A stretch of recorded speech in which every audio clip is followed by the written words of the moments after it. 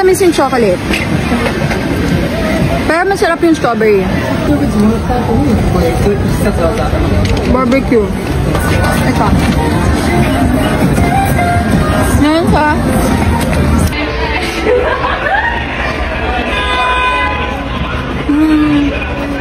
Mainit siya. Pero medyo matabang. Guys, ito ang famous Takeshita Street. And dito guys, sobrang daming pagkain. So magta-try kami ng iba't ibang pagkain dito. Okay. Lamig pa rin. Pero hanap muna tayong medyo mainit-init na pagkain. Meron dito ang strawberry fetish shop. Pero ito try natin. Kasi mas mura. Strawberry chocolate. You're gonna put some more inside the one. Oh, okay. One. Yeah. And then 2. Yeah, and you put This one? bottom and finish it purchasing. Then you can also Change.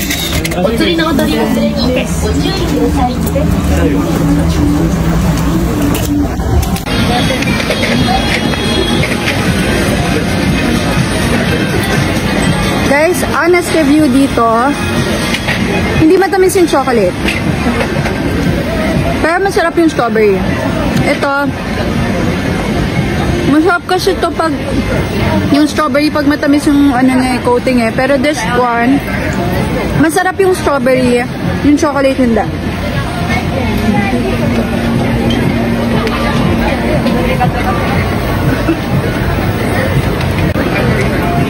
So, rating siguro 6/10.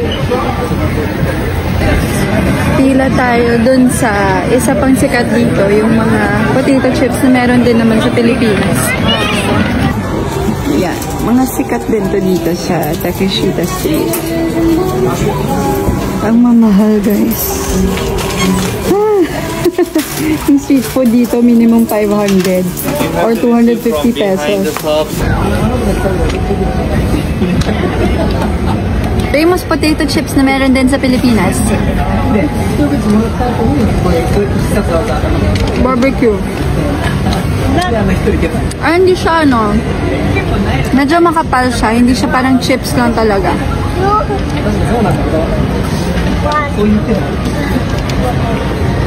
Maharap.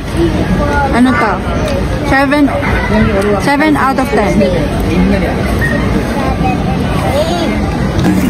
Usong-uso din dito guys yung crepes. Ang daming crepes. So, dito wag tayo dyan kasi ang haba ng pila. Hanap tayo ng iba. Meron doon malapit.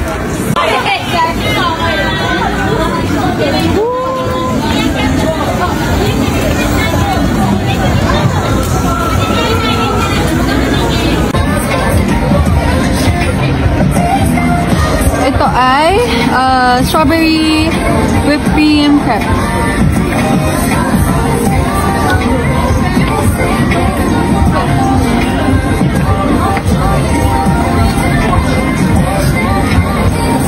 Masarap. 9 out of 9. Ito. Ngayon sa Santa Monica crepe. Sa bahay na noon. Sa bahay.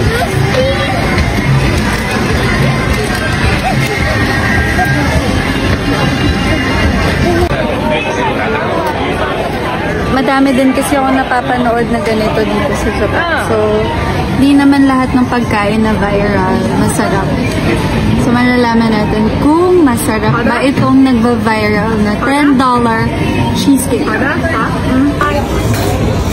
Ayan, ang laki ng cheese. Ang sarap. Parang siyang cheesecake.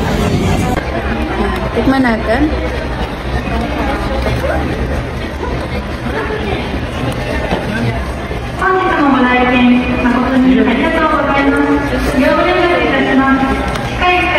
Hindi ko pa malasa yung cheese.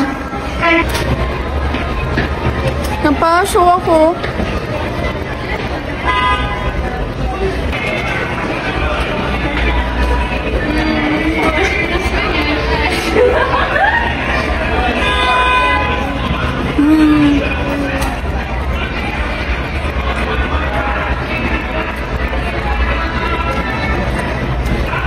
cheese grating para dito sa $10 cheesecake.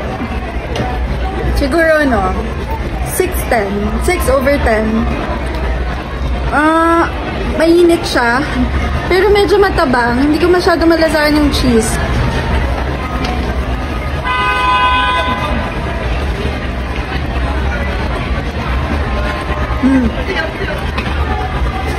$6.10 lang. For 250 pesos. Okay lang. So yun guys, bukas ulit. Hanap ulit tayo ng iba namang food bukas. Thank you for watching.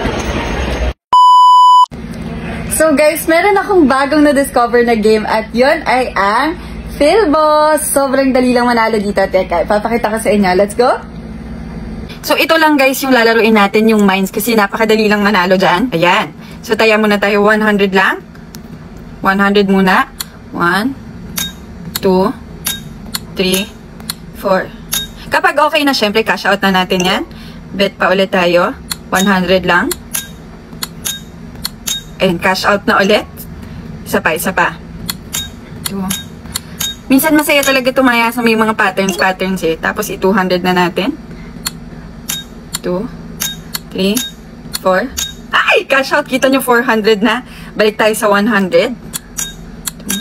2, 3. Oh, yung 100 ko naging 248. Cash out na natin yan. So from 2.5 meron na tayong 3.1. Dagdagan natin.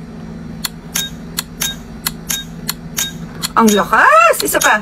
Isa pa. Ay! Guys, tama na. 3.7 na. So, ganyan lang guys. Natalo, doblehin nyo lang. Tapos balik kayo dun sa original na taya. So, ganun lang guys. Napakadaling manalo. Punta lang kayo sa comment section. Click nyo lang yung link, mag-register at maglaro.